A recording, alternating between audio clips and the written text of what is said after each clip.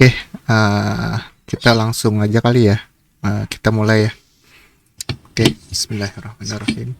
Assalamualaikum warahmatullahi wabarakatuh. Selamat malam teman-teman semua. Waalaikumsalam warahmatullahi wabarakatuh. Oke, terima kasih untuk teman-teman yang udah menyempatkan hadir pada malam ini untuk belajar bareng bersama Kak Jilda sebagai narasumber kita yang akan membawakan tema, yaitu tema teamwork, yaitu bagaimana sebuah misi berjalan dengan kerjasama yang baik. Nah, untuk kali ini webinar akan diadakan tepat malam ini pukul 20 bersama Kak Jilda. Informasi juga buat teman-teman semua, besok juga kita ada webinar bersama Kak Sasi pukul 13. Ya, mudah-mudahan teman-teman bisa belajar bareng juga. Jadi nanti yang ada di grup ataupun ada yang dari umum di sini bisa bisa inilah personal belajar bareng, upgrade diri gitu, maksudnya bisa upgrade diri bareng, upskill bareng dari Impaktif.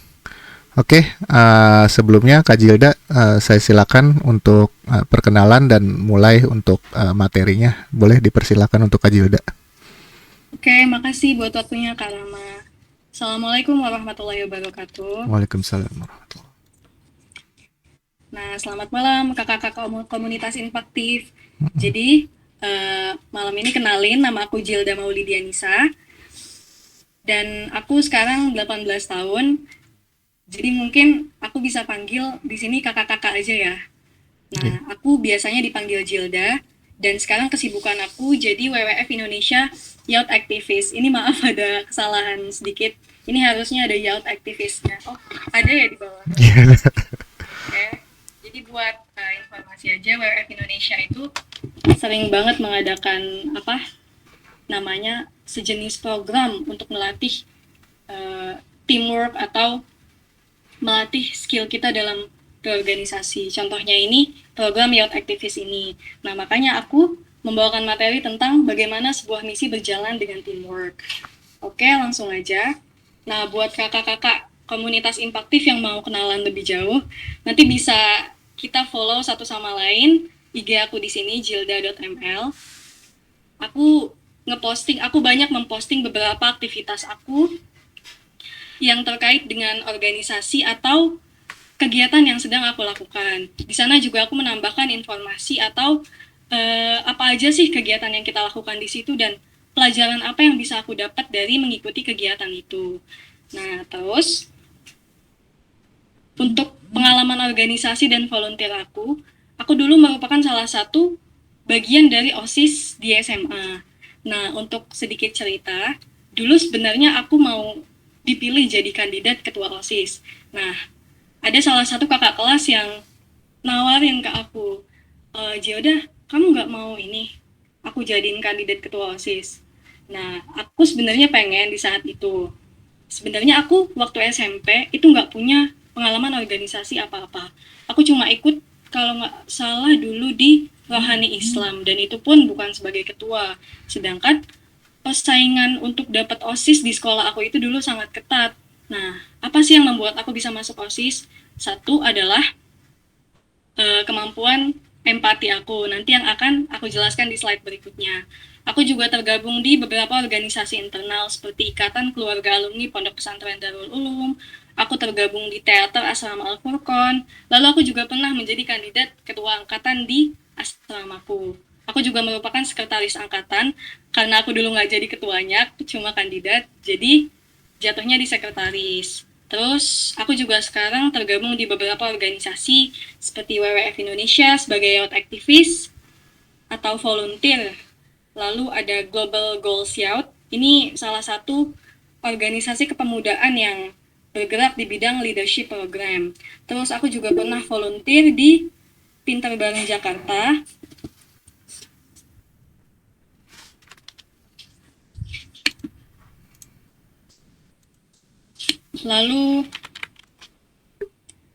Lalu aku juga aktif dalam kegiatan MUN atau Model United Nations. Nah, sebagai informasi aja, Model United Nations ini adalah organisasi yang mewadahi kita pemuda yang mau berkarir di bidang advokasi. Itu juga sebenarnya untuk bergabung di model United Nations ini nggak harus dari background hubungan internasional atau dari background sosial, karena pada dasarnya model United Nations ini cuma melatih kita dalam public speaking dan juga melatih kemampuan kita dalam berpendapat serta berargumen.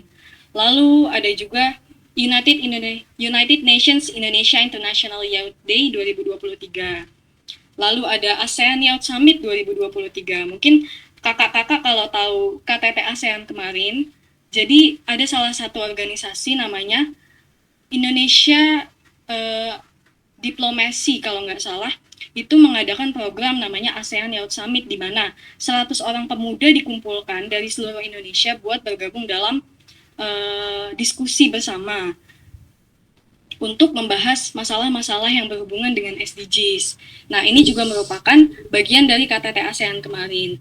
Lalu aku juga pernah volunteer di Kawan Cerebral Palsy dan yang terakhir yaitu Green Welfare Indonesia. Lalu ini ada beberapa prestasi dan penghargaan yang pernah aku dapatkan. Aku pernah jadi inovatif volunteer yang nomor 8 pada program pengabdian masyarakat. Jadi waktu SMA dulu aku sebenarnya berasal dari kelas akselerasi. Tapi karena pihak sekolah tidak mengizinkan aku buat lulus dalam 2 tahun, akhirnya aku diadakanlah program bersama namanya pengabdian masyarakat tahun 2022, di mana aku dan tim siswi akselerasi itu sendiri melakukan volunteer di daerah terpencil, yaitu di Jombang, Jawa Timur. Kita ngajar, kita membangun fasilitas sekolahnya, kita juga bekerja sama dengan pihak sekolah buat bikin-bikin karya kreatif untuk mendidik anak-anak di sana. Lalu ini juga ada beberapa prestasi dan penghargaan yang pernah aku dapatkan. Nah, mungkin kita bisa langsung aja ke materi yang akan aku bawakan pada malam ini. Nah, sebenarnya dari mana sih aku belajar untuk membangun teamwork skill aku? Jadi aku punya salah satu tokoh public figure yang aku suka banget sih, Mark Zuckerberg. Mungkin kakak-kakak di sini udah pada tahu ya Mark Zuckerberg itu siapa? Tahu Kak. Oke, sebagai pendiri Facebook, aku jujur suka banget sih baca sejarah para CEO atau co-founder, gimana sih mereka bisa mendirikan perusahaan sebesar itu. Nah, Mark Zuckerberg ini dulu adalah salah satu mahasiswa Harvard University. Nah, Mark Zuckerberg ini dari dulu punya skill teamwork yang bagus. Jadi setiap ada kumpul atau setiap dia lagi nongkrong gitu istilahnya sama teman-temannya, Mark itu selalu mencetuskan ide. Mungkin dalam bahasa gaul keseharian kita, aku pengen deh bikin inovasi ini. Nah, dia itu selalu menginspirasi teman-teman sekitarnya buat, ayo kalian nggak mau coba buat inovasi ini.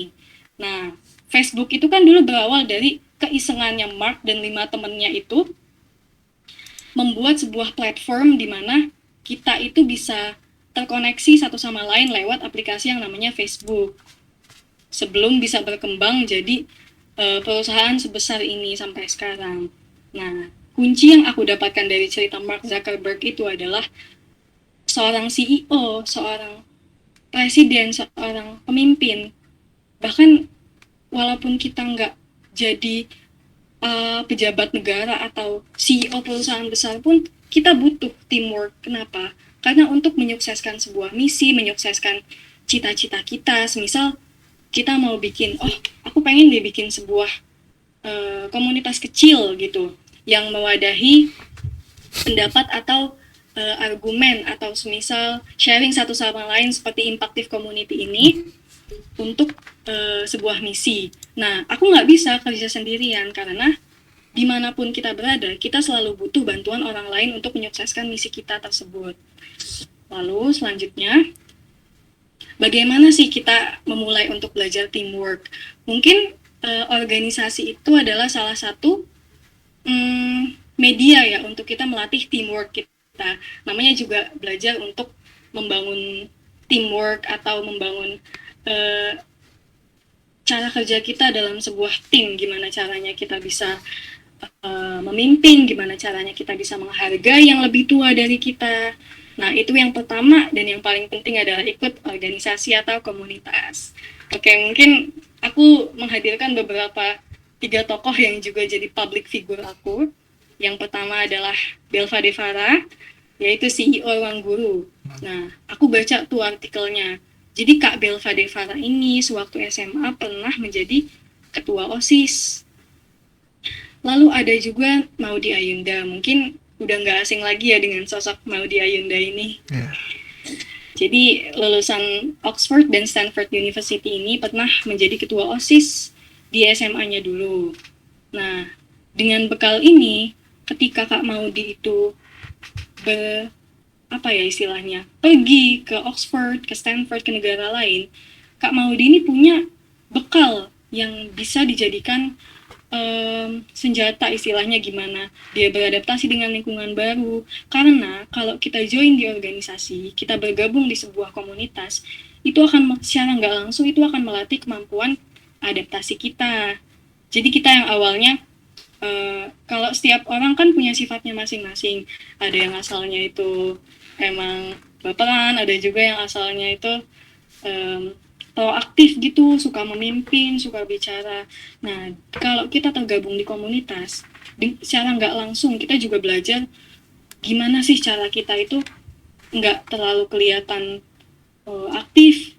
Aktif itu penting, tapi gimana caranya juga kita bisa mendengarkan orang-orang atau anggota lain. Kita belajar membangun misi, kita belajar komunikasi. Jadi menurutku, mengikuti organisasi atau komunitas itu adalah langkah paling fundamental, langkah paling penting kita untuk bisa sukses di masa-masa depan. Lalu, meningkatkan empati. Nah, ketika kita tergabung di sebuah komunitas, apa sih yang harus kita pelajari pertama kali? Yaitu adalah empati. Nah, empati itu apa sih? Simpelnya empati itu adalah cara kita memahami orang-orang di sekitar kita, gimana caranya kita memahami perasaan mereka atau apa sih yang dia lagi rasain gitu loh istilahnya.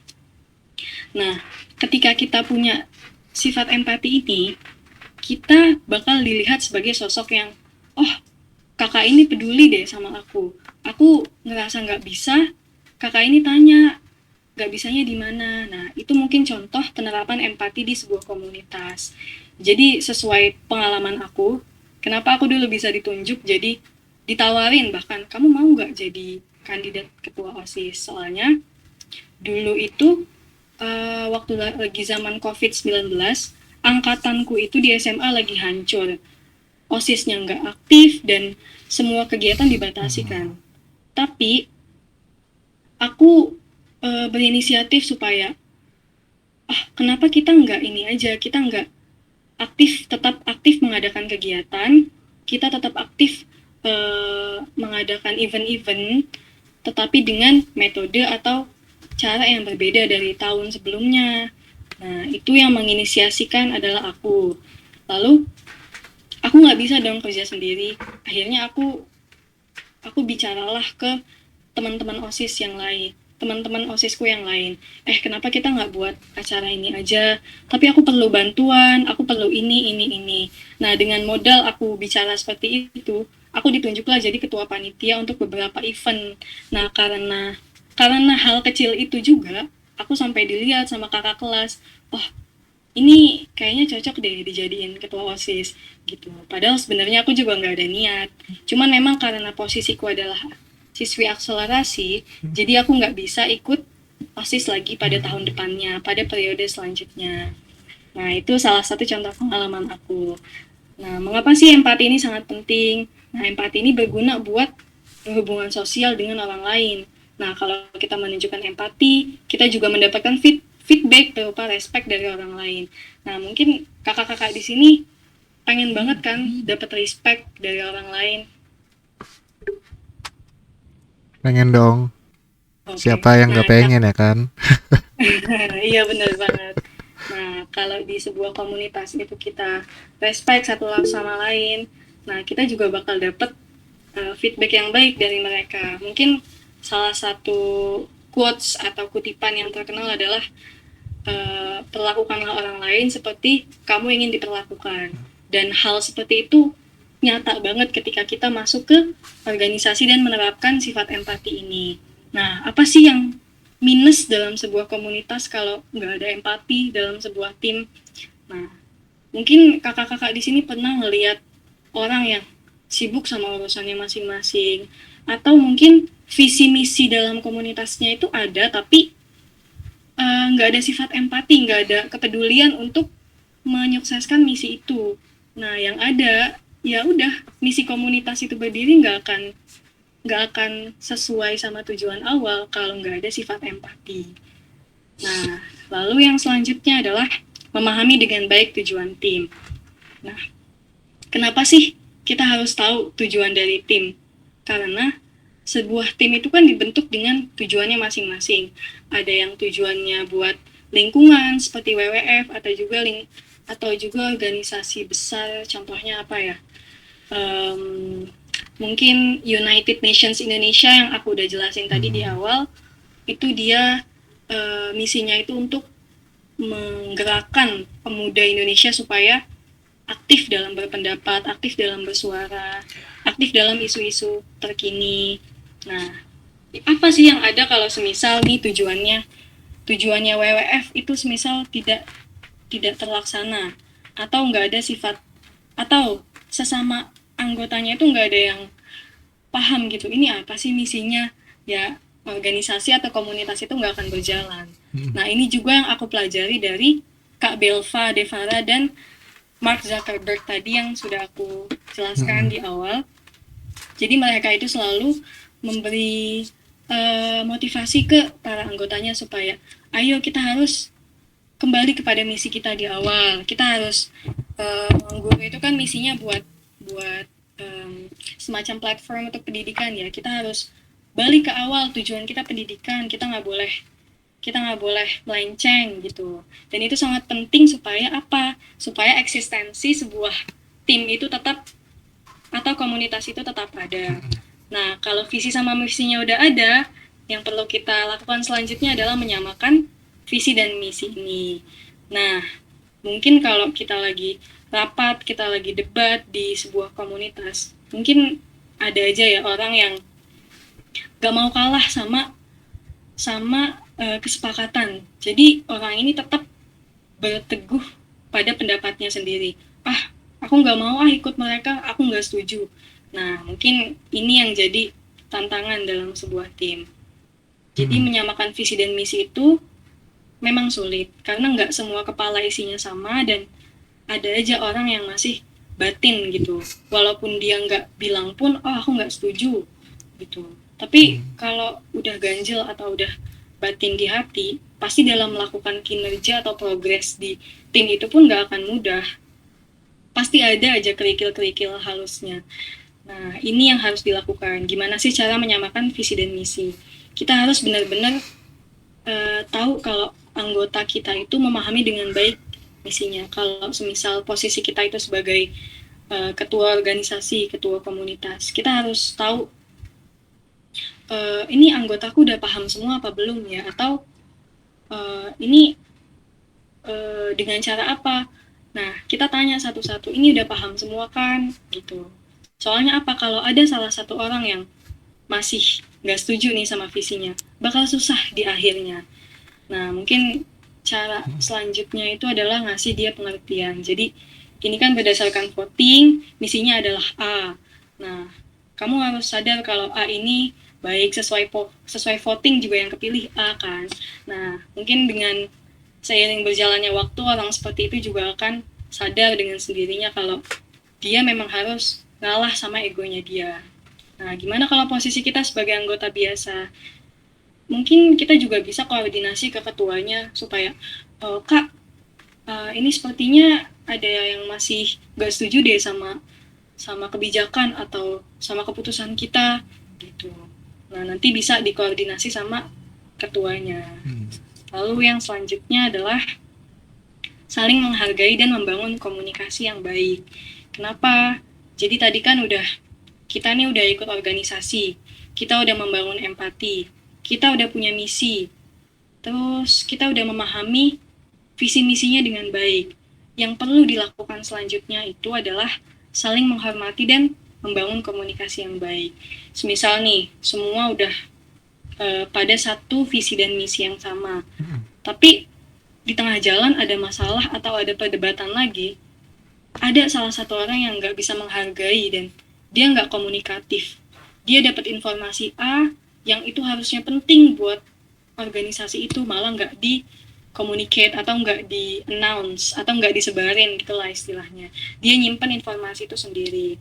Terus mungkin ada juga yang menghadapi masalah kayak, loh kok kayaknya ada masalah baru ya, masalah A, tapi dia nyimpen itu sendirian dan nggak dikasih tahu ke ketua atau anggotanya yang lain. Nah ini juga bisa jadi masalah, soalnya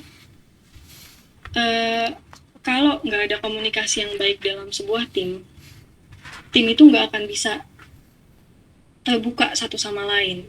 Semua akan nyimpen pendapatnya, pemikirannya masing-masing. Kenapa sih kita itu dalam sebuah organisasi sering mengadakan rapat, evaluasi?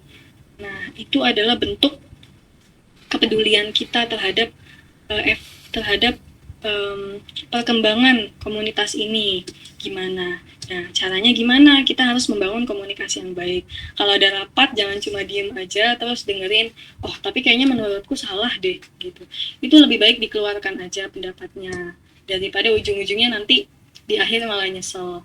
Lalu yang selanjutnya, kalau ke-6 aspek ini udah berjalan, adalah mengerti tanggung jawab masing-masing. Jadi di dalam tim, di dalam komunitas, OSIS, atau volunteer itu kan punya tanggung jawabnya masing-masing. Ada yang sebagai ketua, ada yang sebagai founder, ada yang sebagai anggota biasa. Itu harus tahu, oh tugasnya si A ini ketua, dia lebih berat tujuannya. Jadi aku harus menghargai kerja keras dia. Oh ada juga dia nih, dia posisinya di bawah aku, tapi dia punya loyalitas yang baik, aku harus menghargai dia. Nah, kita harus tahu tanggung jawab setiap orang di dalam komunitas itu gimana. Jadi dengan kita ngerti tanggung jawab ini, kita bisa gimana ya, kalau kita ngerti tanggung jawab itu kita bisa tepat sasaran gitu loh. Terus selanjutnya adalah teamwork. Nah, aku suka banget sih ini. Ini aku jadiin wallpaper dalam laptop aku. Jadi teamwork itu adalah gabungan dari trust, percaya satu sama lain, lalu ada partnership. Partnership itu gimana caranya kita berpartner atau bekerja sama orang lain. Terus ada juga share. Share itu kita berbagi pendapat atau pemikiran kita. Kayak yang aku bilang tadi, jangan cuma diem aja. Kalau udah rapat itu kalau bisa nggak usah takut salah, yang penting kita menyuarakan isi pikiran kita. Kan kita nggak tahu seberapa jauh pendapat kita itu didengar, seberapa jauh siapa tahu aja nanti pendapat yang kita keluarin itu benar. Kita kan nggak tahu. Caranya adalah share. Terus kalau kita punya ide atau gagasan baru, kita juga bisa komunikasiin ke ketuanya kayak, Kak, aku kayaknya punya ide baru deh buat komunitas kita ini. Nanti ide itu kan bisa dieksekusi sama-sama. Nah, yang penting itu adalah di-share dulu idenya. Lalu ada harmonize atau harmonisasi. Terus ada juga network. Nah, network ini cara kita bangun koneksi. Jadi kalau di organisasi itu kan biasanya kerjasama sama organisasi lain, kayak organisasi A nih, dia mau ngadain acara atau mau ngadain event besar, dia akan kerjasama sama organisasi B, C, D. Nah inilah fungsinya network. Apalagi di era seperti ini, kemampuan networking itu nggak bisa ditoleransi lagi. Emang setiap orang itu harus punya kemampuan networking yang bagus. Karena apa? Kita sekarang hidup di zaman kolaborasi. Jadi sebuah tim itu nggak akan sukses kalau dia nggak kolaborasi sama pihak-pihak lain yang mendukung misinya dia itu. Nah, network ini juga punya kesamaan 11-12 lah sama collaborate. Lalu ada namanya support each other. Nah, support ini sama kayak empathy sih sebenarnya. Jadi di dalam support, kalau kita support satu sama lain, kita ngasih semangat kayak, oh semangat ya kak nanti, atau mungkin ada ketuanya yang capek kayak, semangat kak mau aku bantuin, itu juga bagian dari support, nah support ini juga bagian dari empati itu sendiri. Terus ada juga work. Nah ini kenapa sih dia work ini ditaruh paling bawah? Selain hurufnya cocok, teamwork, work dia juga adalah tujuan akhir dari sebuah misi. Kalau udah ada trust, partnership, udah share satu sama lain, ada harmonize, ada network, ada collaborate, support, terus apa gunanya semua ini kalau kita nggak kerja, kita nggak fokus buat menentukan misi itu.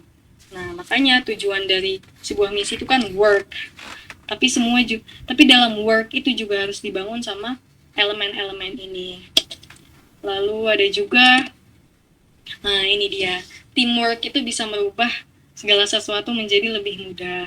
Udah terkenal banget kan kayaknya quotes-nya. Terus ini ada gambar orang nih, narik satu-satu. Mereka itu kayak bertahan di egonya masing-masing. Me. Nah, tapi saat mereka kerja sama, itu bakal jadi lebih mudah. Makanya me dibalik jadi we. Gitu. Nah, kesimpulannya, sebenarnya ini bukan kesimpulan, cuma gimana ya, intinya ya teamwork itu penting diterapkan di mana aja, mau di sekolah, mau di komunitas volunteer, atau di rumah, itu teamwork sangat penting. Mau kita ada di lingkungan keluarga pun teamwork itu sangat penting. Kayak contohnya ada acara arisan atau pengajian nih, pasti kan kita butuh bantuan ibu, bantuan nenek, bantuan tetangga. Nah, itu penting untuk diterapkan. Karena apa? Percaya ataupun enggak, orang yang biasa aja nih, itu bakal kelihatan punya image-nya kalau dia punya teamwork yang baik. Kalau dia bisa mengorganize atau dia bisa mengatur jalannya sebuah tim dengan kemampuan, dengan ke-8 elemen teamwork tadi, itu dia bakal punya image atau kekuatannya masing-masing. Nah, untuk sekedar sharing aja, kalau kita mau interview volunteer atau mau interview beasiswa, lomba, yang pertama kali ditanya adalah pengalamannya dulu. Academic achievement kayak rapot, nilai, pengalaman, itu penting. Tapi yang paling ditekankan adalah pengalamannya. Pasti bakal ditanya, pengalaman organisasi kamu apa? Atau bakal selalu ada pertanyaan, gimana caranya kita menyelesaikan masalah A, gimana caranya kita bekerja sama kalau ada tim yang kesulitan atau tim yang egois. Nah, di seleksi apapun pasti pertanyaan itu akan selalu ada. Makanya kita butuh pengalaman teamwork yang baik supaya kita bisa sukses di bidang apapun ke depannya. Nah, aku juga punya sedikit share tentang akun Instagram yang bisa dilihat buat nyari opportunities atau peluang kita nyari kegiatan buat membangun teamwork kita. Nah, teamwork itu sebenarnya nggak cuma didapat dari organisasi aja. Teamwork itu juga bisa dilatih dari ikut volunteer atau ikut lomba.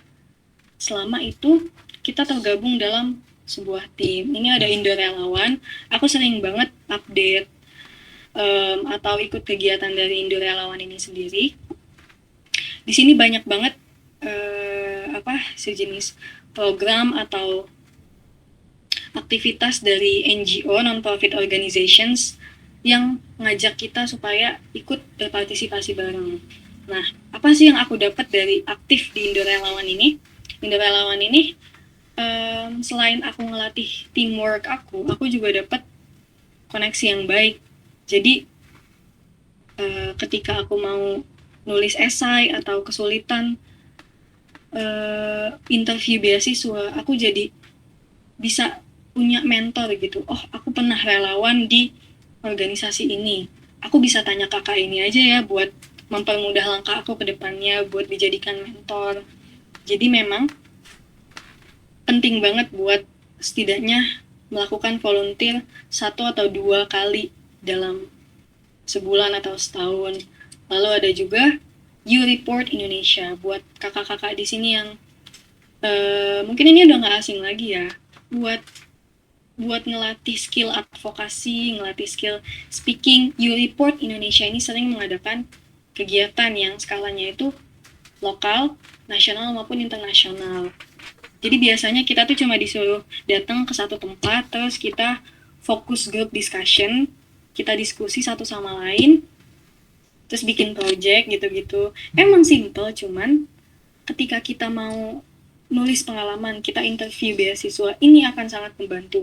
Apa pengalaman kamu yang sudah kamu lakukan atau kegiatan apa yang sudah kamu lakukan? Kan biasanya ada interview kayak gitu ya kalau beasiswa. Ini membantu banget. Dan Indo Relawan sama You Report Indonesia ini menurutku paling worth it sih kalau buat nyari opportunities mau volunteering.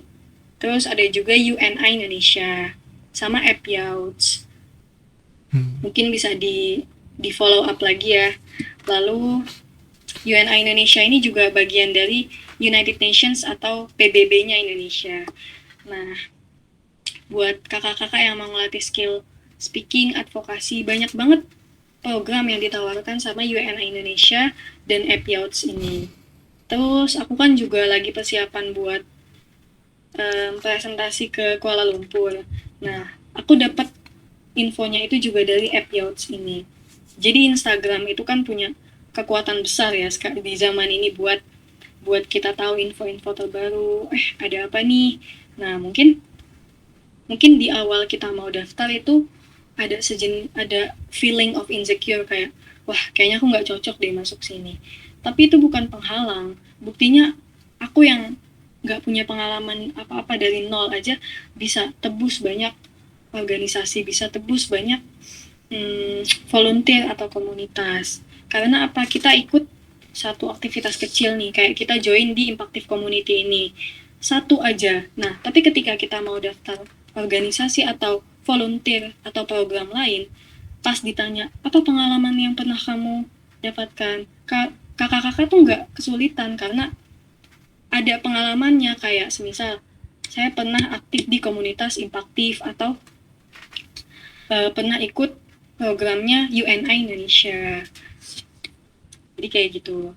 Terus ini ada juga banyak sih sebenarnya opportunities-nya. Ada IDN volunteering, ada IDN volunteer dan info volunteer. Selain Indo Relawan tadi, ini Indo Relawan, ini juga banyak opportunities atau peluang yang bisa kita dapetin dari sini. Terus, nah, aku juga kemarin ikut di part of ASEAN Youth Summit yang aku ceritain tadi kan. Nah, gimana sih aku bisa lolos di situ? Itu kan dari sekian banyaknya peserta, ribuan peserta, bahkan puluhan ribu, yang dipilih kan cuma beberapa ya. Dan aku juga termasuk salah satu orang yang bisa join di ASEAN Youth Summit, itu part of KTT ASEAN kemarin. Aku juga dapat infonya dari asean.aya ini sama id.youth diplomacy. Jadi kedua organisasi ini, asean.aya sama id.youth diplomacy ini paling worth it menurutku kalau mau ngelatih skill advokasi, skill speaking, apalagi yang punya background di bidang sosial. Atau kalau mau ngelatih atau misal mau dapat network baru, itu bisa banget join di program-programnya dua ini, asean.aya sama id.youth diplomacy. Nah, terima kasih untuk waktunya. Oke, tepuk tangan dulu buat Kak Jilda. Terima kasih banyak Kak Jilda atas penjelasannya. Oke, emang tadi bagus banget sih, banyak banget pengalaman volunteering dari Kak Jilda sendiri yang memang itu worth it sih, kebayar sampai sekarang ya kan Kak Jilda bisa berada di sini menjadi narasumber untuk membicarakan teamwork, karena emang pengalaman Kak Jilda dari masa sekolah pun sampai saat ini masih banyak banget gitu yang bisa di-sharing tentang teamwork. Berarti kan udah beragam orang Kak Jilda temui ya, beragam kelompok yang Eh, berbeda-beda dari ya entahlah berbagai suku ya kan. Jadinya itu cocok banget ngebentuk Kak Jilda sampai sekarang ini gitu. Keren, keren, keren. Jadi tadi juga beberapa stakeholder di situ yang Kak Jilda sampaikan seperti ID volunteering, Indo relawan, dan lain-lain info-info yang lain itu juga termasuk ini sih partner dari Impactive sendiri. Emang jadi oh kita gitu. juga iya kita kolaborator sama mereka gitu. Jadi kan rata-rata yang di sini pun ada yang dari sumber-sumber kayak tadi kan. Rata-rata Hmm, banyak yang taunya dari sumber-sumber iya tersebut kan. gitu. Jadi Aku keren juga banget. dulu daftar Impaktif dari Indo Relawan. Bener banget kan dari Indo Relawan karena emang kita juga itu apa namanya bukan ini ya bukan partner secara langsung ya tapi kita emang pernah berhubungan sampai sekarang juga saya juga masih ada kenalan sama orang Indo Relawannya bagian IT ya tapi ya lumayan lah jadi kita partner sampai sekarang intinya. Itu keren Keren. banget sih. Emang juga saya juga dari awalnya juga dari situ sih dari Indo Relawan saya juga pernah jadi volunteernya dia mereka gitu. Iya. Oke buat teman-teman semua kita buka sesi discuss ya mungkin discuss dan bertanya. Jadi siapapun yang mau nambahin atau bertanya tentang seputar teamwork bisa raise hand ya. Bisa raise hand seperti ini. Ini boleh di apa namanya kembalikan ke Canva aja lagi kak karena layarnya agak sedikit ini nih jadinya agak pusing. Oke. Nah, kayak begini aja nggak apa-apa. Oke. Oke, ada yang bertanya dari siapa dulu tadi Kak Brian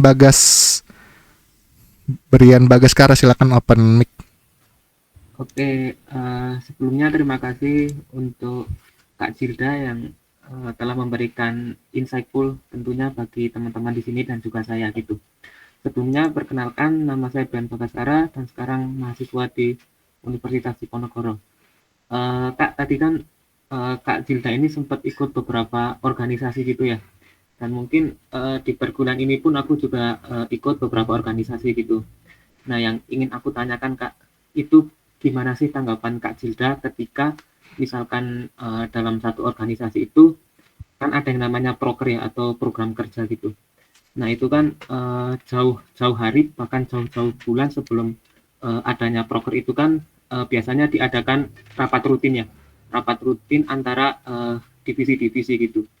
Nah, yang kadang-kadang saya apa ya, kadang-kadang saya sesalkan itu adalah ketika kita pengen rapat itu malah kebanyakan itu rapatnya ini sih Kak, apa, rapatnya itu membahas di luar dari proker gitu. Hmm, Misalkan jam 8 kita janjian ketemuan, tapi malah mulai membahas jam 10 gitu, dengan berbagai alasan. Nah itu dari Kak Jilda sendiri gimana Kak? Soalnya aku sendiri waktu itu pernah sempat jadi anggota salah satu organisasi dan sempat mengeluhkan itu kepada ketuanya gitu kan, kepada ketuanya tapi ya ternyata nggak ditanggepin gitu. Dari Kak oh, Jilda sendiri gimana Kak? Jadi di rapat itu malah kebanyakan kita bahas hal-hal di luar proker gitu Kak, yang bikin aku agak kesel gitu. Makasih Kak. oke. Kak Brian ya tadi. Iya Kak, bener. Oke. Mungkin kalau kalau apa ya, kalau di organisasi manapun ya mau di sebentar aku share screen dulu. Kelihatan nggak screennya? Kelihatan, kelihatan. Iya, kelihatan.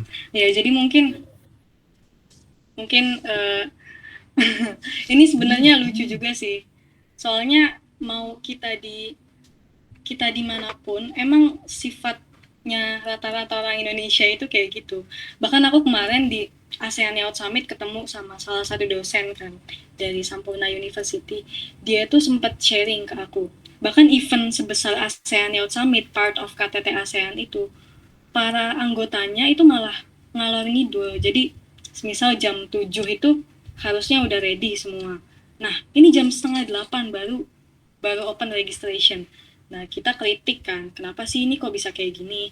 Nah, jadi emang kalau data analisis ya, orang Indonesia itu kebanyakan kayak gitu. Kalau dibandingin sama orang Inggris, orang Eropa, mereka itu sangat menghargai waktu dan tujuan dari tim.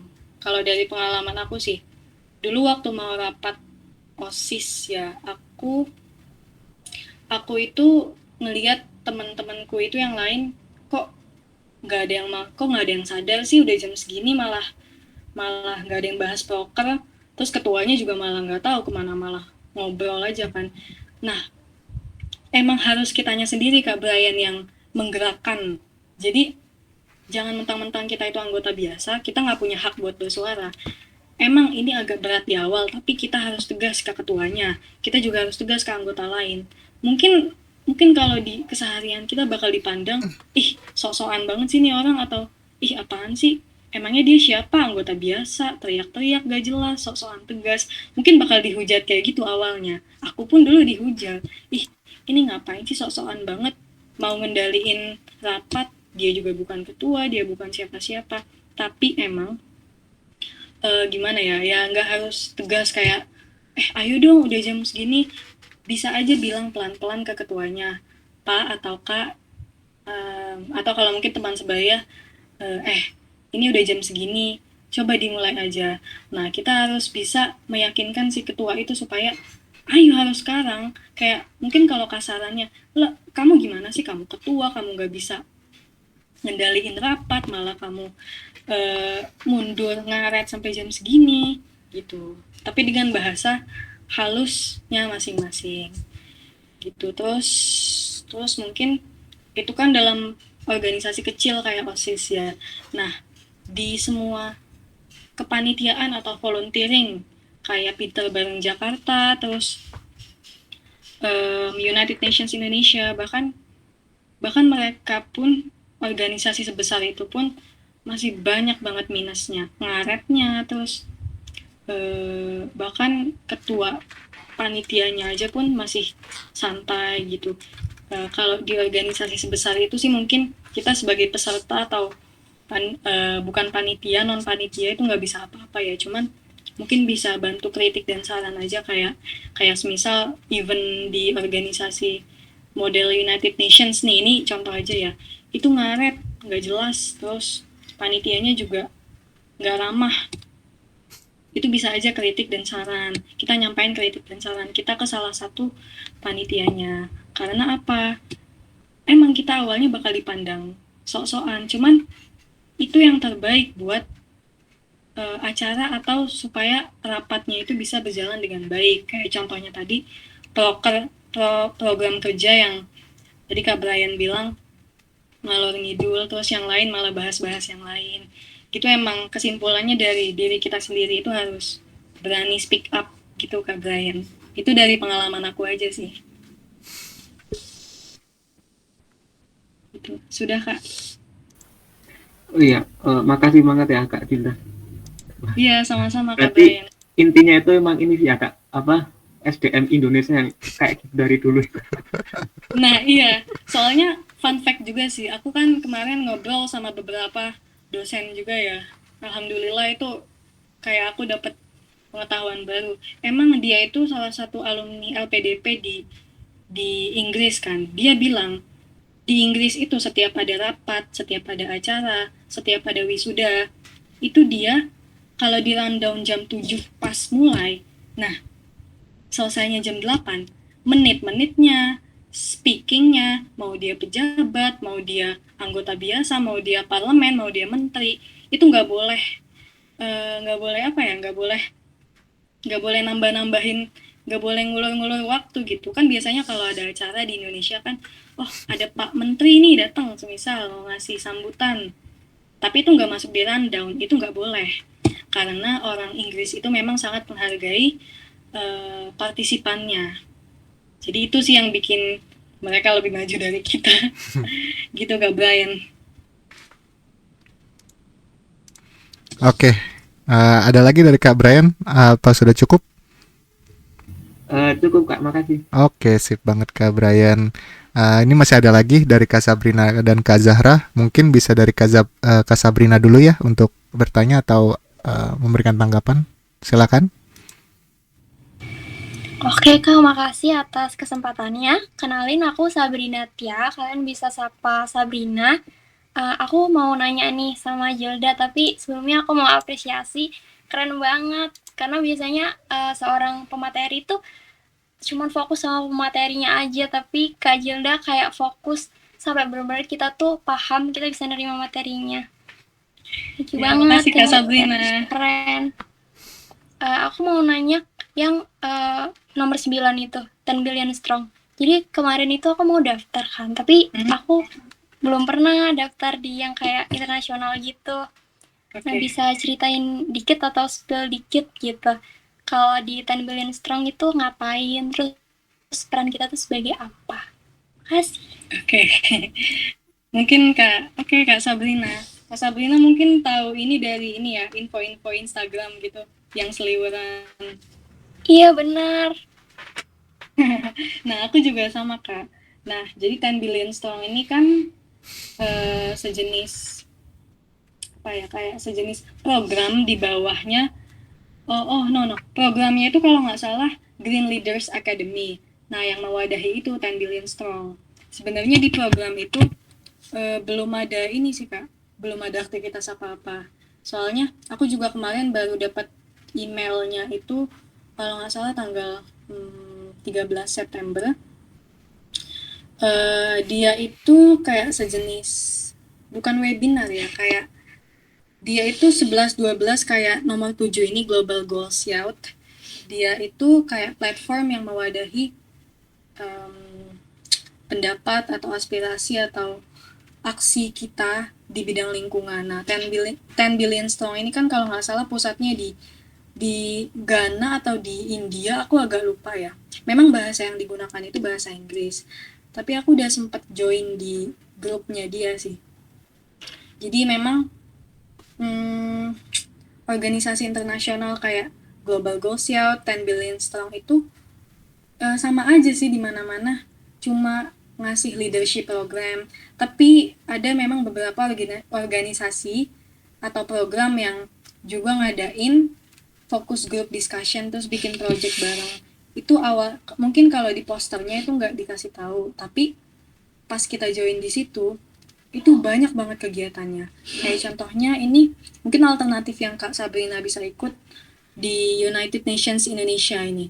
UNI Indonesia yang tadi IG-nya udah aku spill ya kalau nggak salah. Ini.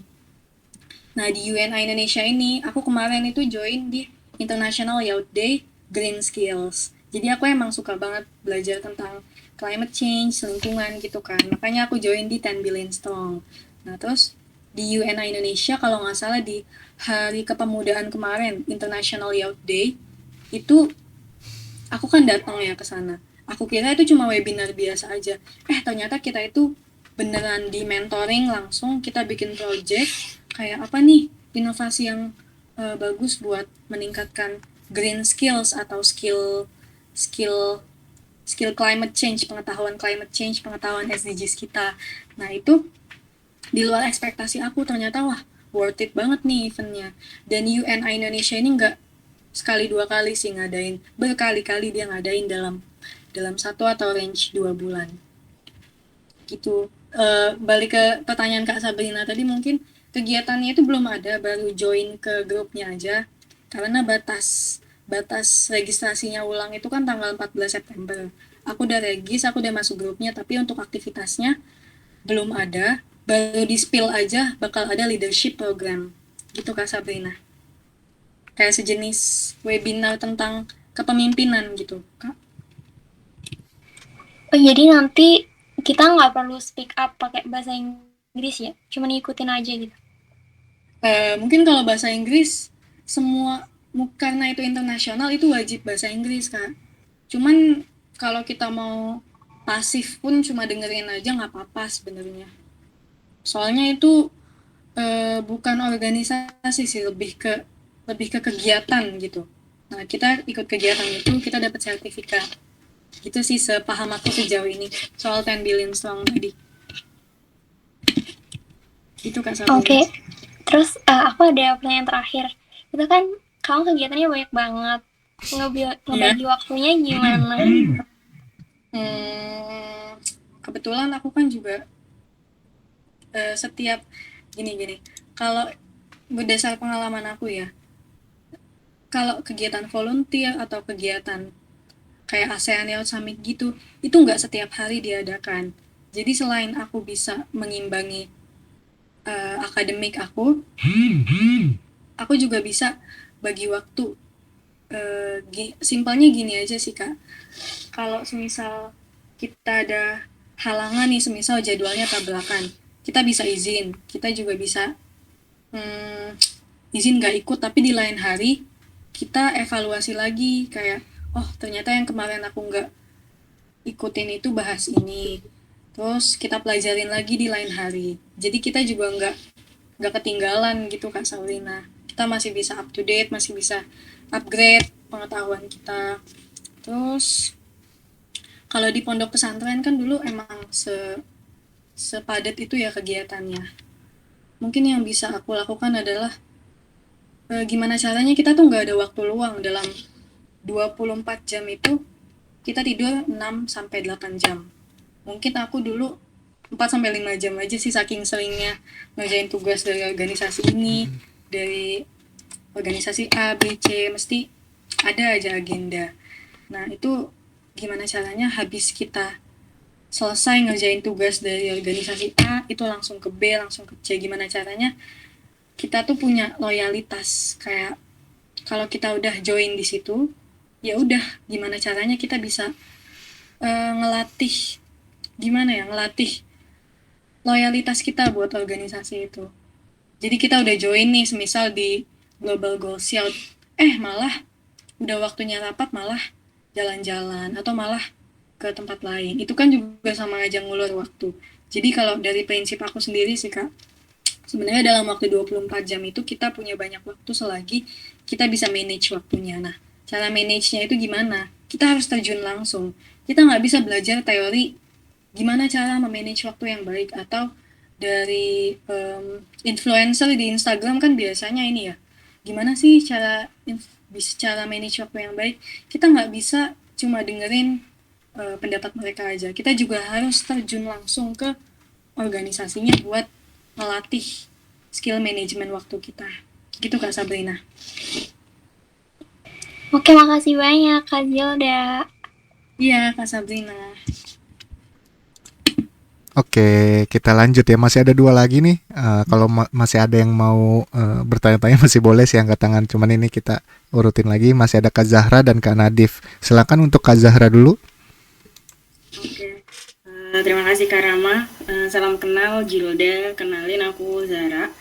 Aku pertama mau nanggepin yang Brian tadi sih, paling menambahkan sedikit. Jadi kenapa emang di Indonesia budayanya seperti itu sebenarnya ada hubungannya juga dengan high context communication di Indonesia. Jadi kan kalau ngomongin komunikasi antar budaya ada high context dan low context gitu. Iya. Orang-orang di high context kan memang gitu ya, jadi emang lebih banyak hal-hal di atas pesan yang memang ingin disampaikan, banyak basa-basi lah istilahnya. Jadi memang udah habit kali ya, dan memang sudah termasuk dalam negara yang high context itu.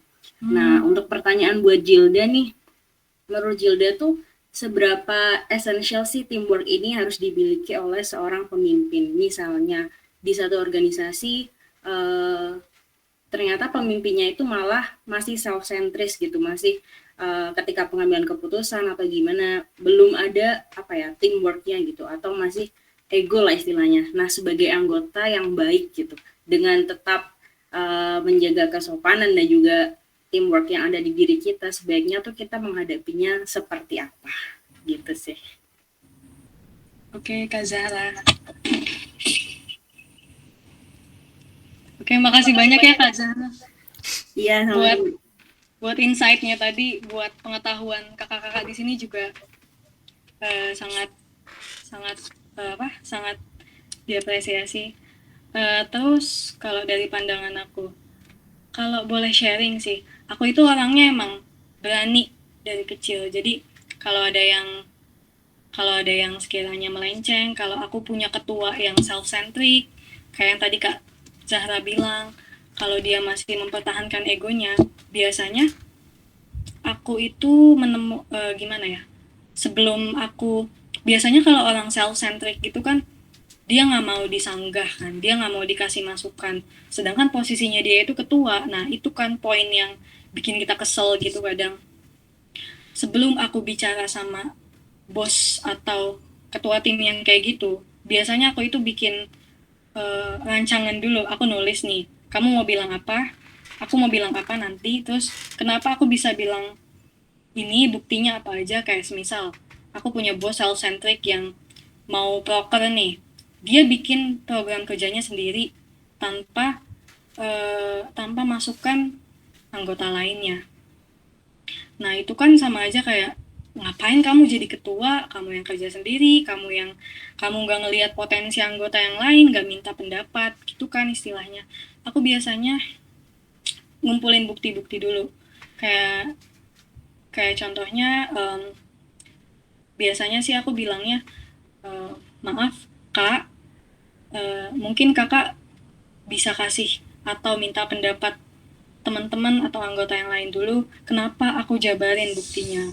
Tadi aku dengar si A itu agak ngeluh kak soal soal sifat kakak yang kayak gini, atau masih banyak yang belum paham kak. Biasanya alasan masih banyak yang belum paham dan belum setuju itu yang jadi alasan utama buat bilang ke ketuanya. Terus kalau dari pendapat aku sendiri, itu sebenarnya teamwork yang punya ketua kayak gitu toxic banget sih. Karena dia nggak bisa menjalankan perannya sebagai ketua. Dia itu sama aja kayak kayak kayak bos gitu. Mungkin kakak-kakak di sini udah nggak asing lagi ya dengan istilah leader dan boss. Kayak leader itu kan memimpin, kalau boss itu dia cuma ngejadiin anggotanya itu babuk gitu istilahnya. Dimintain pendapat enggak, terus cuma dijadiin alat buat mencapai visi misinya dia yang bahkan anggotanya sendiri tuh nggak mengerti. Nah, orang toksik kayak gini harus diapain? Mungkin kalau peran dari diri kita sendiri berdasarkan pengalaman aku itu ngomong baik-baik. Walaupun nggak ada hasilnya, setidaknya kita mencoba. Dan biasanya ya kalau di OSIS dulu ketua, oh enggak, di ketua angkatanku itu kan juga kebetulan kayak gitu. Aku inisiatif ke teman-temanku yang lain, ke wakil ketuanya, terus ke bendaharanya supaya mengadakan forum bersama. Kita ngeluarin unek-unek kita ke ketuanya kita tadi. Kayak semisal, maaf, aku mau bentuk forum ini, soalnya ketua kita kurang ini, kurang ini. Lalu dia juga nggak transparan soal regulasi, soal keputusan, soal kebijakannya buat tim kita. Lalu pendapat anggota lain bagaimana terkait kelanjutan dari jabatan kakak ini, gitu kak. Emang perlu ada langkah berani sih dari para anggotanya. Ya istilahnya jangan takut mentang-mentang dia ketua gitu sih kak, kalau dari pandangan aku. Gitu kak Zahra. Oke, berarti intinya kita harus tetap speak up dengan membawa data gitu ya, biar apa yang kita sampaikan tuh rasional. Iya benar banget kak. Oke, terima kasih Jilda. Ya, makasih juga Kak Zahra. Oke, terima kasih Kak Zahra. Sabrina, lanjut, kita masih ada Kak Nadif, ingin bertanya atau berpendapat, silahkan. Izin bertanya kak, atau akang atau teh sekalian. Maaf, suara lagi serak sama ada suara berisik. Nggak apa-apa, nggak masalah. Assalamualaikum warahmatullahi wabarakatuh. Waalaikumsalam Waalaikumsalam warahmatullahi warahmatullahi. Perkenalkan, nama saya Nadif Anjak Hidayatul Baki, saya dari Kabupaten Bekasi. Di sini saya ingin bertanya nih kepada Teh Jilda. Saya kan bagian dari Human Research di Kabupaten Bekasi. Saya ingin bertanya pada Teh Jilda, permasalahan saya sih di tim ini, gimana caranya tuh kita ngelola sumber daya manusia Teh?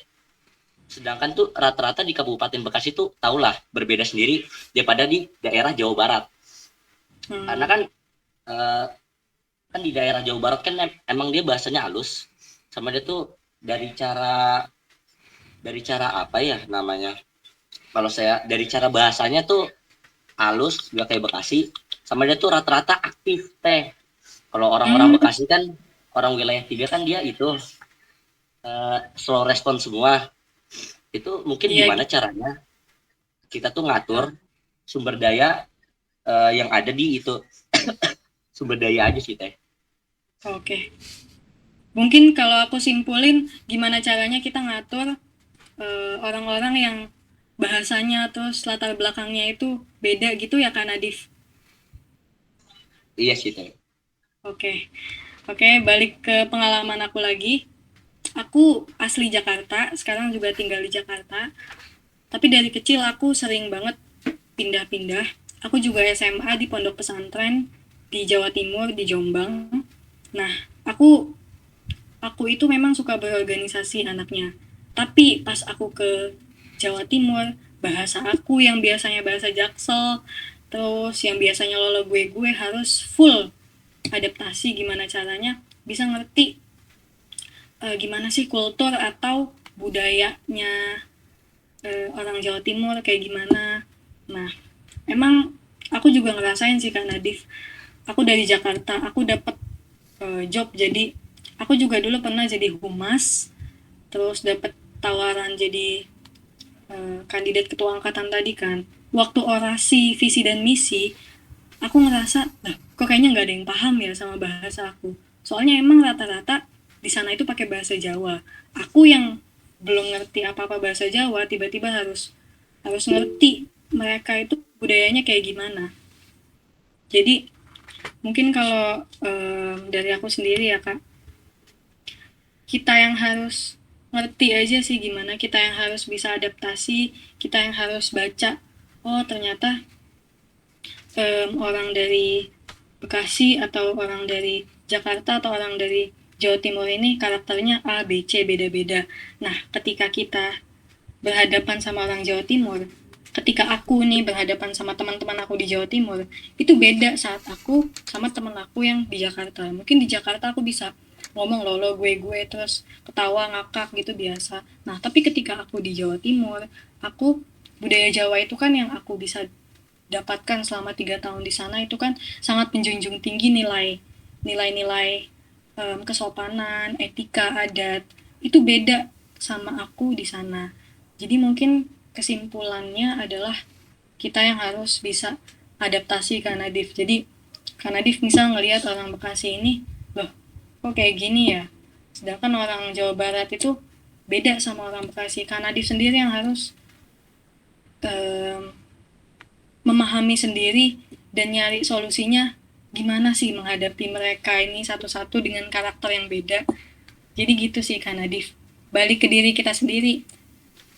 Kita harus bisa adaptasi dan memahami orang-orang di sekitar kita itu gimana. Jadi kita nggak bisa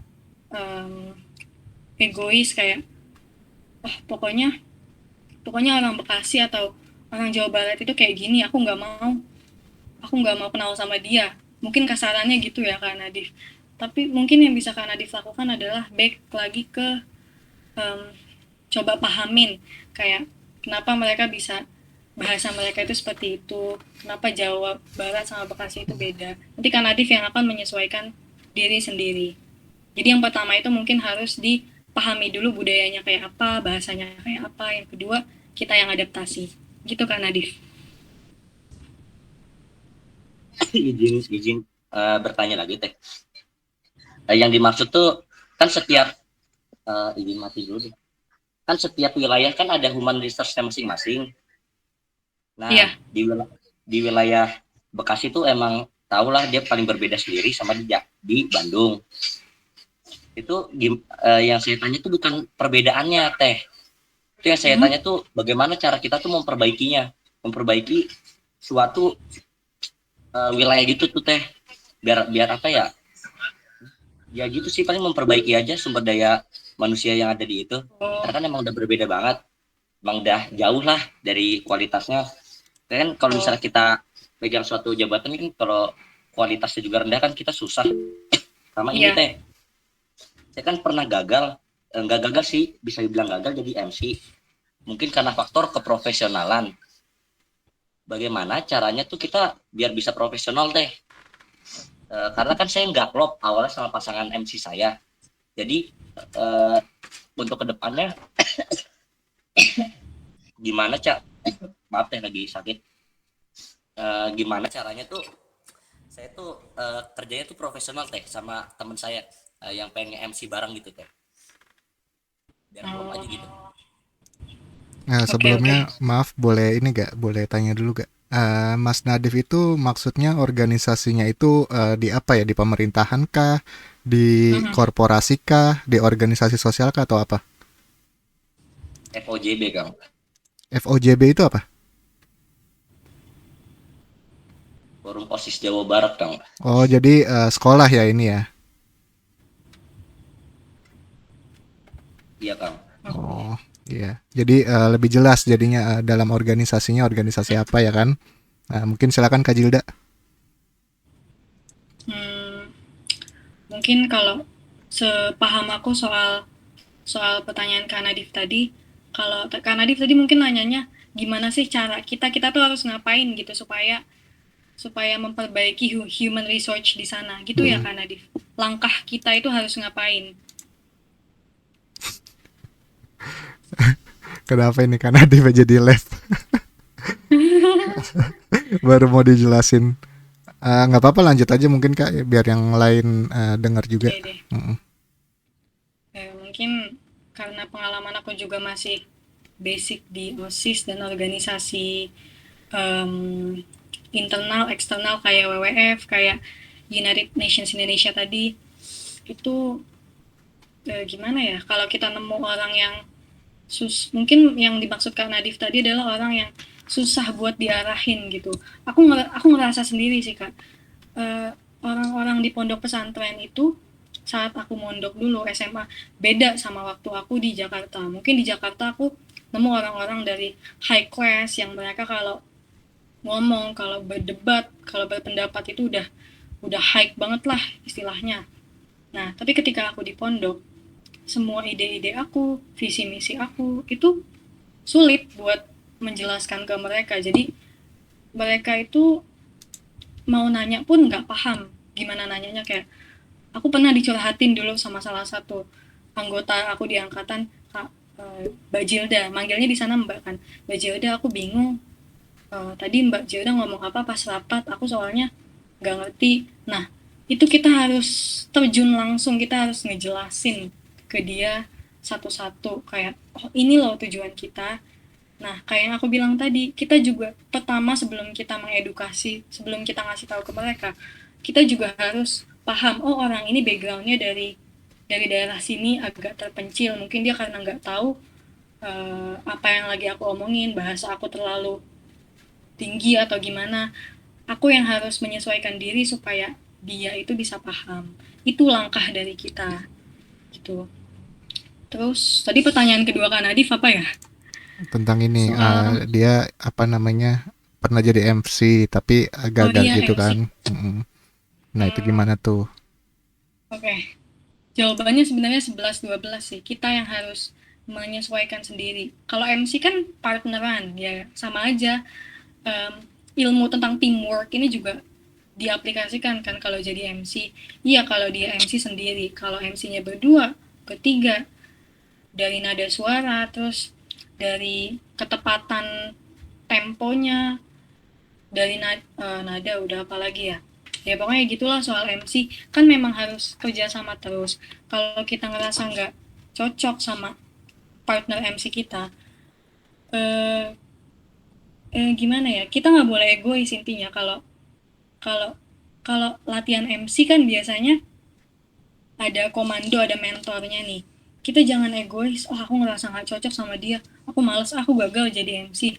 Nah, itu mindset yang salah. Kita yang harus nanya ke mentornya, kita yang harus nanya ke partner kita sendiri, kamu kok bisa sih kayak gini, atau aku nggak suka deh nada MC yang kayak gini. Nah, nanti lihat feedbacknya dia gimana. Kalau kalau kita mau belajar nih, semisal, aku nggak bisa nada MC kamu, bisa tolong jelasin nggak ke aku. Nah, itu kan kita ada kita ada aksi gitu loh, kita ada effort usaha buat gimana caranya kita improve kemampuan MC kita. Jadi kita nggak bisa cuma mikir, males aku nggak suka sama dia, nada dia jelek, nada dia nggak suka, nggak cocok sama aku. Itu ciri-ciri orang egois, dan orang kayak gitu nggak bisa ditempatkan di teamwork manapun, di volunteer, di organisasi, di MC pun dia akan sulit buat berkembang. Jadi intinya itu tetap kita yang adaptasi, kita nggak boleh egois. Gitu Kak Rama.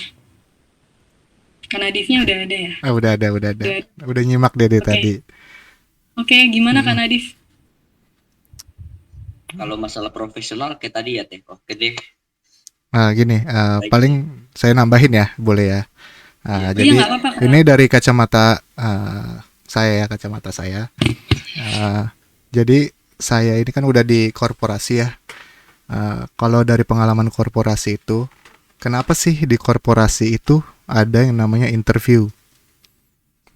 Kira-kira kenapa? Ada yang bisa jawab gak? Kenapa di korporasi itu ada interview?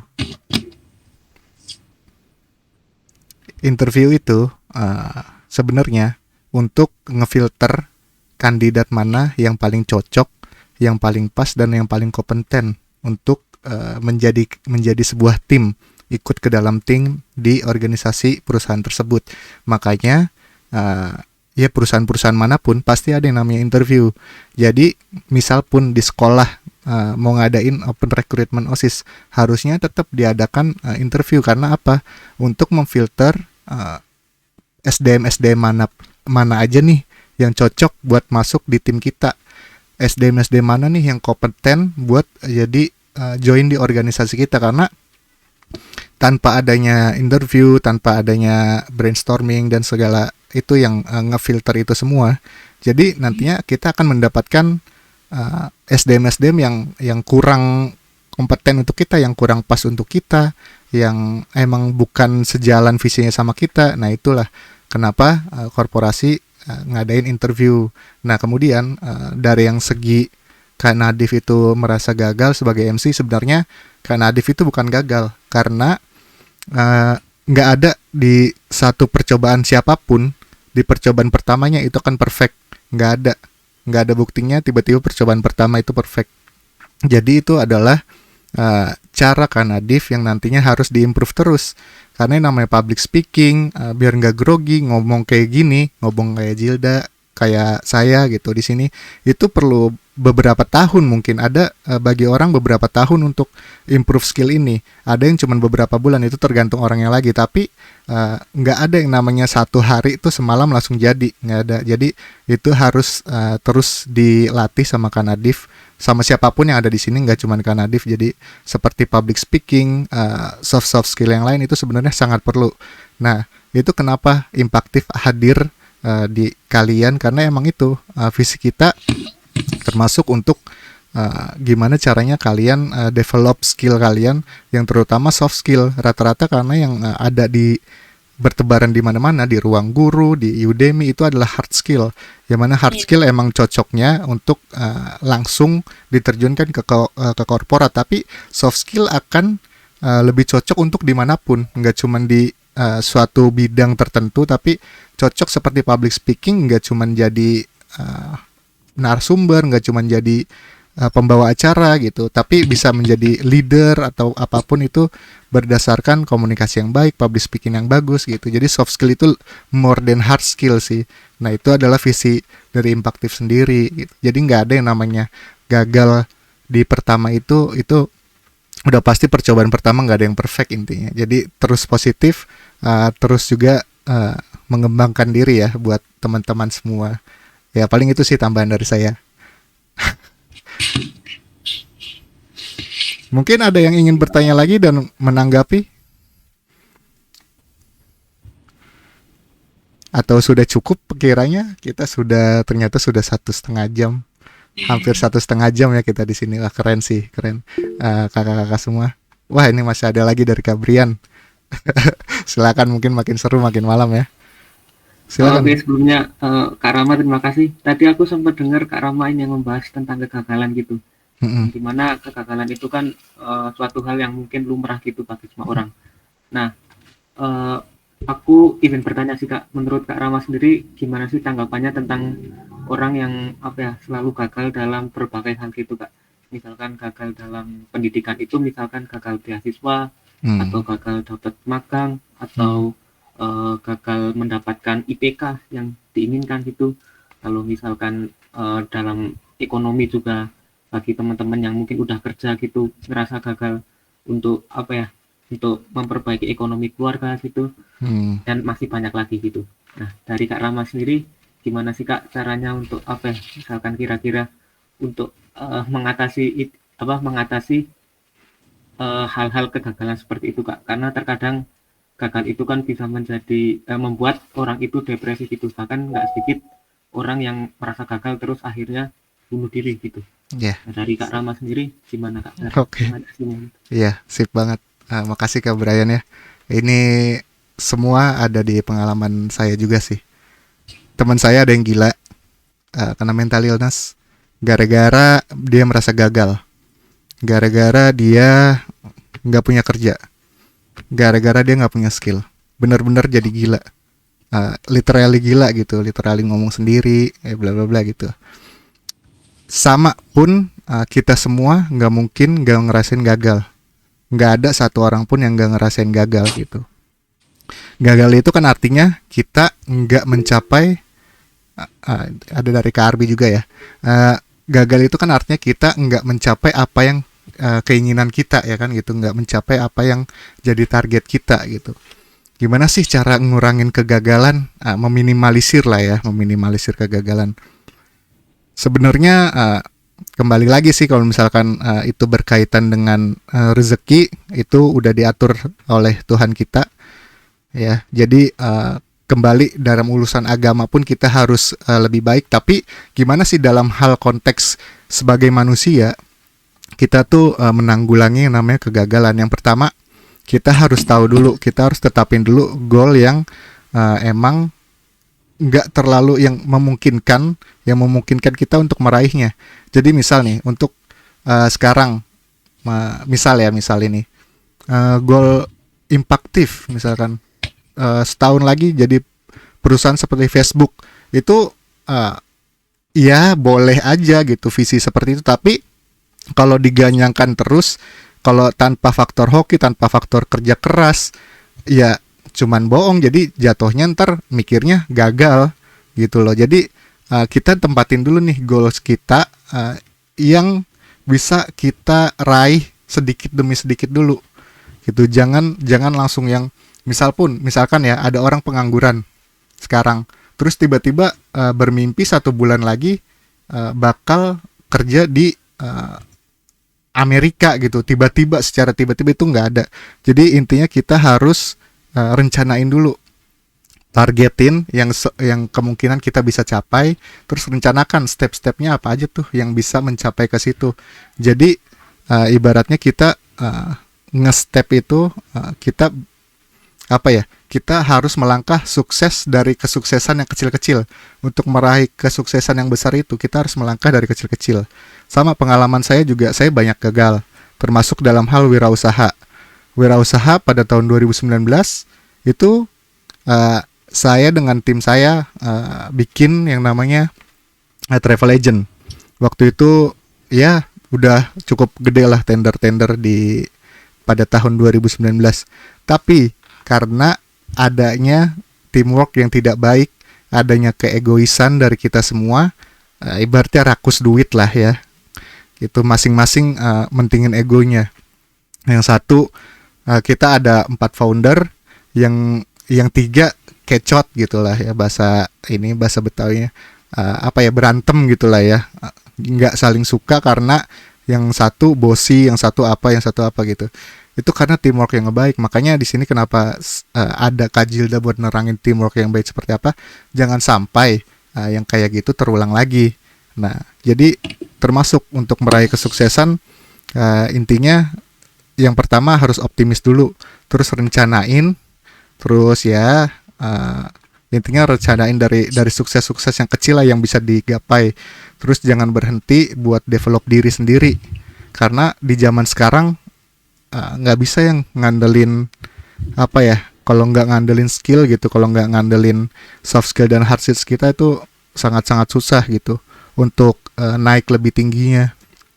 Jadi ya itu intinya direncanakan, goal kecilnya di list dulu nih, dari goals kecil ke goals besar, baru deh dijalanin.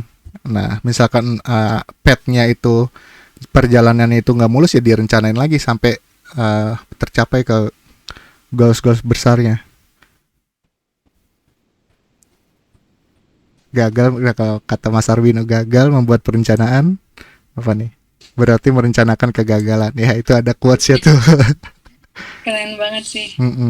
Jadi itu intinya, set goals-nya nggak usah tinggi-tinggi dulu, set goals yang step-nya kecil-kecil dulu. Jadi sukses dari sukses yang kecil-kecil, nggak usah kita apa ya, emang mimpi tinggi itu bagus, tapi harus realistis juga lah. Jadi kitanya nggak merasa gagal terus.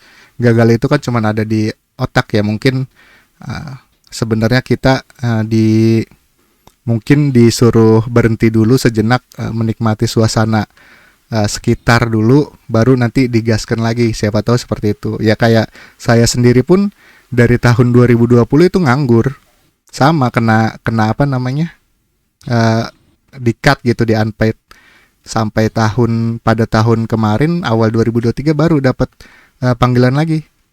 Sebelumnya saya dagang di jalan, ya gitulah, banyak. Jadi saya merasa gagal pada saat itu, padahal mah enggak. Padahal saya masih bisa makan, keluarga masih bisa, ya maksudnya have fun dengan sederhana mungkin gitu. Jadi nggak usah merasa depresi dulu karena nggak sendirian gitu. Mungkin cari lingkungan yang suportif dulu biar Kak Brian bisa terlepas dari ini ya, stimulus mental ingin cepat kaya gitu. Rata-rata kita ini bilang gagal karena stimulus sosial media yang ngestimulus kita di otak kita gimana caranya kita kaya dengan cepat. Itu dihilangin dulu. Kita tetap harus berproses walaupun sedikit demi sedikit. Ya paling itu sih kalau dari saya advice-nya. Oke, makasih Kak Rama. Jadi harus belajar ini ya.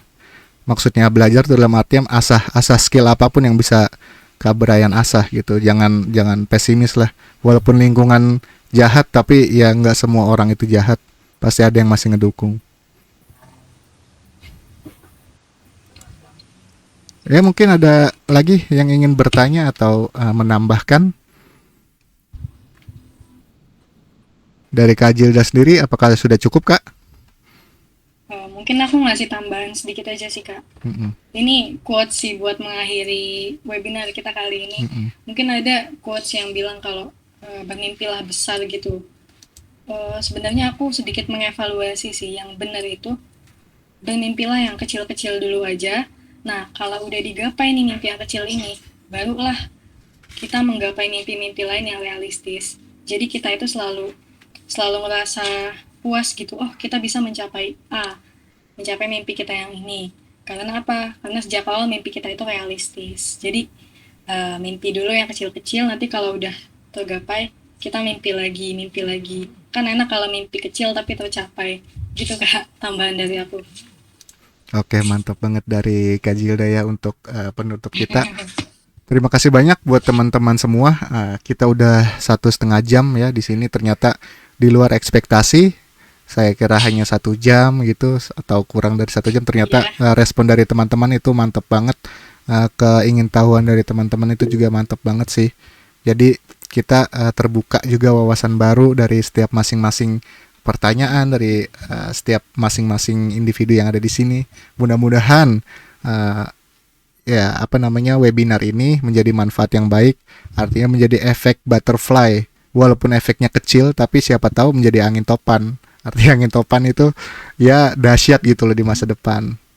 Oke, dari saya Rama sebagai founder Impaktif undur diri. Baik dari Kak Jilda. Iya Kak. Iya dari Kak Jilda. Sudah juga ya? Sudah cukup ya? Oke, sudah Oke. Kak. Terima kasih buat teman-teman semua. Semoga ilmu ini bermanfaat bagi teman-teman semua. Sebagai mengakhiri semua ini, mari kita berdoa untuk kesuksesan kita semua, untuk karir kita. Mudah-mudahan kita ini disuksesan di dunia dan di akhirat.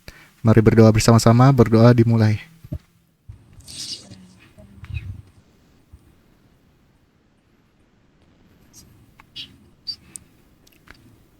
Berdoa selesai. Terima kasih semua. Selamat malam, selamat beristirahat. Jika ada yang masih beraktivitas, selamat beraktivitas. Terima kasih banyak. Selamat malam. Assalamualaikum warahmatullahi. Terima kasih Kak Rama. Semoga semua Terima kasih kakak-kakak Selamat semua. malam.